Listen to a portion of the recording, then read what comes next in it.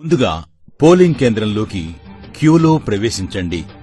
మీ యొక్క గుర్తింపు ధృవీకరణను పోలింగ్ సిబ్బందికి చూపండి. ఓటర్ల రిజిస్టర్లో సంతకం లేదా వేలిముద్ర వేయండి. ఓటింగ్ కంపార్ట్మెంట్లోకి ప్రవేశించండి. బ్యాలెట్ యూనిట్పై మీరు ఎంచుకున్న అభ్యర్థి యొక్క పేరు మరియు గుర్తుకు ఎదురుగా ఉన్న నీలిరంగు బటన్ను నొక్కండి. బటన్ ప్రక్కనే ఉన్న ఎరుపు రంగు బల్బు వెలిగి బీప్ మని చప్పుడు వస్తే మీరు ఓటు వేసినట్లు లెక్క.